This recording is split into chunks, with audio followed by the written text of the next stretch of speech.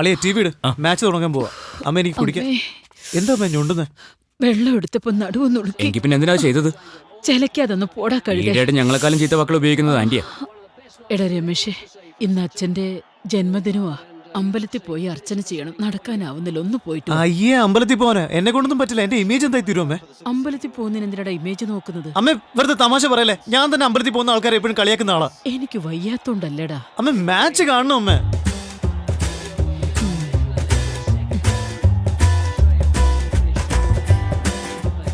ശരി പോവാം, മുഖം വീർപ്പിക്കാതെ.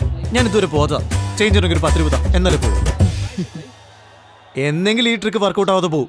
ഇപ്പൊ മര്യാദയ്ക്ക് നടക്കുന്നുണ്ടല്ലേ? അപ്പൊ ശരിയല്ലേ, കാണാം. എടാ എവിടെ പോടാ? അമ്പലത്തിലേക്കൊന്നും ഞാനില്ലേ. ഇല്ല, ബൈ, ഹാവ് ഫൺ. ഞാനും പോയിട്ട് ബ്രോ. നീ എവിടെടാ പോകുന്നത്? അല്ല, അവനൊരു കമ്പനി.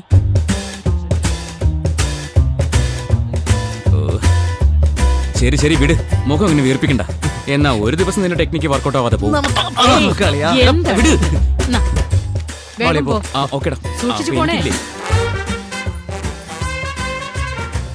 ദൈവത്തോട് എന്താ ചോദിക്കുന്നേ? ഒന്നുമില്ല, ചുമ്മാ ഒരു പോസ്. നീയോ? മൊബൈൽ ഫോണും കാറും ഫിഗേഴ്സും. ആ ആ ആ.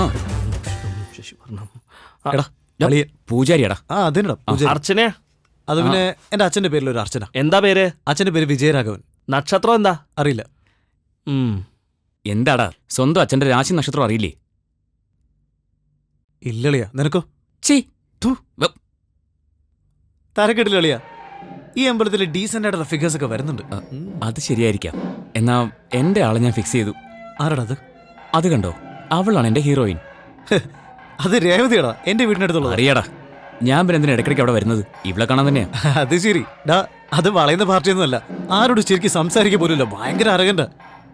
അങ്ങനെയാണെങ്കിൽ ഞാൻ എന്റെ അടുത്ത ലവറെ ഫിക്സ് ചെയ്ത് കഴിഞ്ഞടാ. അതാരാ? അവളുടെ പുറകിൽ നോക്കും.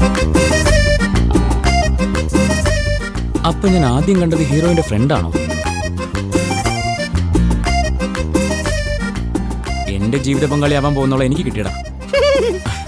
അളിയ, നിനക്ക് എന്നെ അറിയില്ല ഇത് കോമഡിയാണെന്ന്.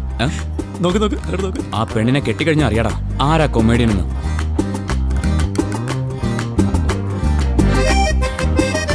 അളിയ, എന്തൊരു കളറാടാ. ഇവള് നമ്മളെയൊക്കെ മൈൻഡ് ചെയ്യുന്ന നിനക്ക് തോന്നുന്നുണ്ടോ അളിയ? ഇവളൊക്കെ നമുക്ക് സെറ്റ് ആവുന്ന എനിക്ക് ഒരു വിശ്വാസവും ഇല്ല. അത് വേറൊന്നുമല്ല, നിനക്ക് എന്നെക്കാളും പേഴ്സണാലിറ്റി കുറവായോണ്ട് അങ്ങനെ തോന്നുന്നത്. എനിക്ക് ഇവളൊരു നോർമൽ ഫിഗറായിട്ടാ തോന്നുന്നത്. അവളെ ഇനി ആരും ട്യൂൺ ചെയ്യില്ലെന്ന് എന്റെ ഉൾ മനസ്സ് പറയുന്നു.